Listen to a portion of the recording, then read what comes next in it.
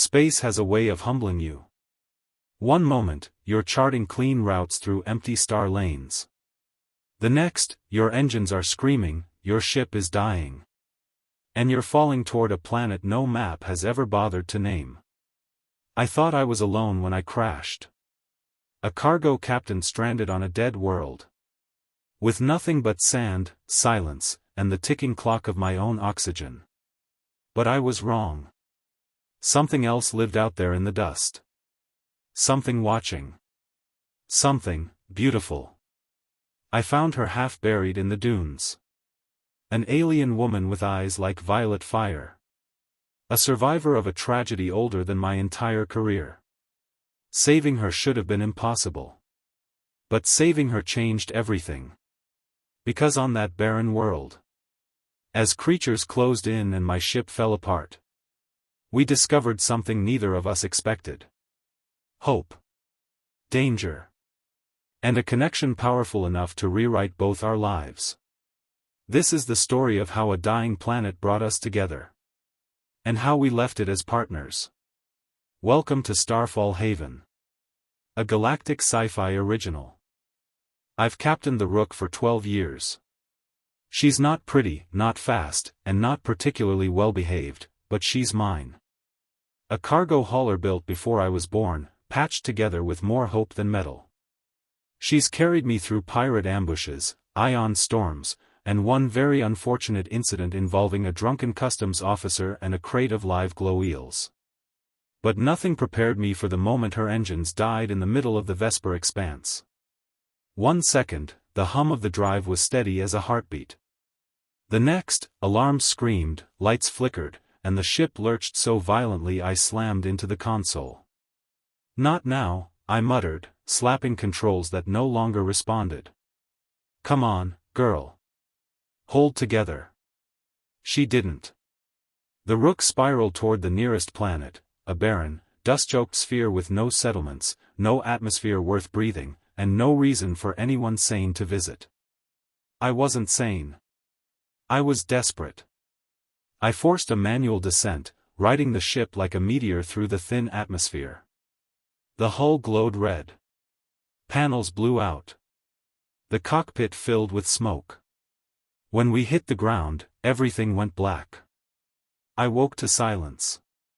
The Rook lay half buried in sand, her hull cracked open like an egg. My head throbbed. My ribs ached. But I was alive. The planet stretched endlessly around me, dunes, jagged rock, and a sky the color of dying embers. No wind. No movement. No life. Or so I thought.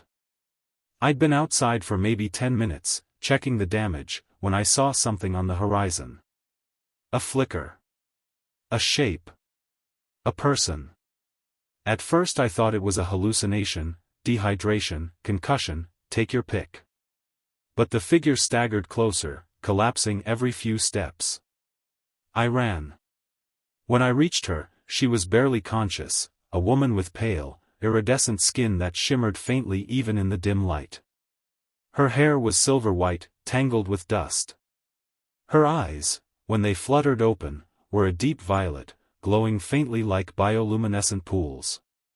She whispered something in a language I didn't know, then went limp in my arms. I carried her back to the Rook. I didn't know who she was. Or what she was. But I knew one thing, she was dying. And I wasn't going to let that happen. The medbay was half functional, but it was enough. I cleaned her wounds, patched her dehydration, and wrapped her in thermal blankets. Her breathing steadied, but she didn't wake. Hours passed. I worked on the ship while checking on her every few minutes. The Rook's engine core was fried. The comms array was slag. The power grid was hanging by a thread. We were stranded. But I wasn't alone. When she finally woke, it was with a sharp inhale, like someone surfacing from deep water. Her eyes locked onto mine. "Who are you?" she whispered, her voice melodic but weak. "I'm Captain Jalen Ward," I said. "You collapsed out there. I brought you in. She studied me, wary but curious. I am Lira. Just Lira. No surname. No explanation. Thank you, she added softly. Her gratitude hit me harder than it should have. Over the next few days, Lira regained her strength. She moved with a grace that didn't seem entirely human. Her skin glowed faintly in the dark. And she spoke with an accent I'd never heard in any of the core systems. But she avoided questions. Whenever I asked how she ended up on this planet, she changed the subject. Whenever I asked what species she was, she looked away. Still, she helped.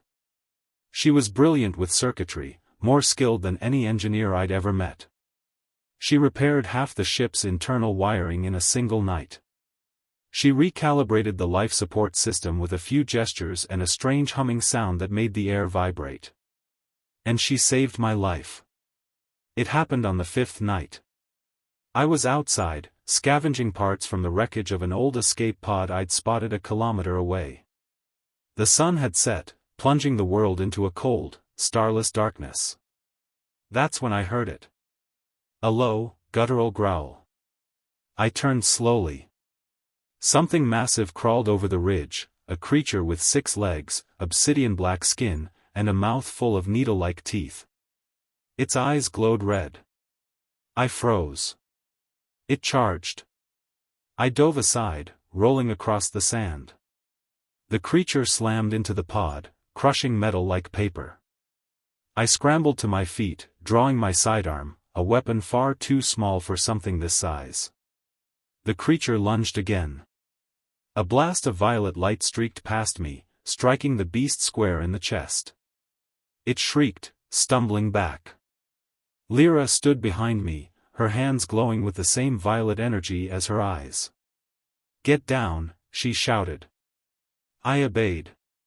She unleashed a second blast, brighter, louder, powerful enough to shake the ground. The creature collapsed, twitching, then went still. I stared at her, stunned. She looked, afraid. Not of the creature. Of me. "I didn't want you to see that," she whispered. Back on the ship, she finally told me the truth. Her people were called the Alindra, a species thought extinct for centuries. They were energy-bonded beings, capable of manipulating electromagnetic fields with their bodies. Her colony ship had crashed here decades ago. She was the only survivor. She'd been alone ever since.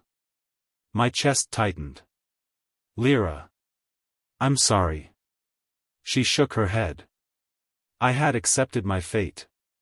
Until you fell from the sky." There was a long silence. Then she reached out, her fingers brushing mine. Her touch was warm. Electric. Alive. "You saved me," she said softly. "No one has ever saved me." I swallowed hard. "You're not alone anymore." Her eyes glowed brighter. Neither was I. We worked together for days, side by side. She taught me how to reroute power through crystalline conduits I didn't know the Rook even had. I taught her how to weld hull plating without melting your boots. We laughed. We argued. We shared stories. And somewhere in that time, something shifted. One night, while we were repairing the engine core, she leaned close to examine a cracked conduit. Her hair brushed my cheek. I felt a spark, literal and metaphorical. She pulled back, startled. "Did I hurt you?" "No," I said. "Quite the opposite." Her cheeks flushed with a soft violet glow. We didn't speak for a moment. Then she kissed me. It was gentle at first, hesitant, questioning. Then deeper, filled with all the loneliness she'd carried and all the hope she'd found. I kissed her back. The engine core hummed to life behind us. With the ship repaired, we prepared for launch. But the planet wasn't done with us. The creatures, more of them, surrounded the Rook as we powered up. Dozens. Maybe hundreds. Lira stood beside me in the cockpit. They sense the energy. They will not let us leave. Then we'll make them. She placed her hands on the console. Violet light surged through the ship, charging the hull with a shimmering barrier. Go, she said. I fired the thrusters. The creatures leapt, claws scraping against the energized hull, sparks flying. The ship shook violently as we lifted off, engines straining. Come on, girl, I muttered. One last push. The Rook roared upward, breaking free of the atmosphere. The creatures fell away, howling into the void. We were free. Lira collapsed into the co-pilot's seat, exhausted but smiling. You did it, I said. We did it, she corrected.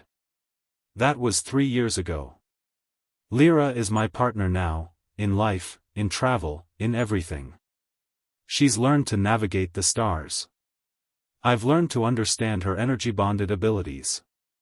Together, we've turned the Rook into something new, a home. We haul cargo. We explore ruins. We help stranded travelers the way we once helped each other. And every night, when the stars drift past the viewport, she rests her head on my shoulder and whispers. I thought I would die on that planet. I kiss her hair and whisper back. You were waiting for me. Our story isn't over. It's just beginning.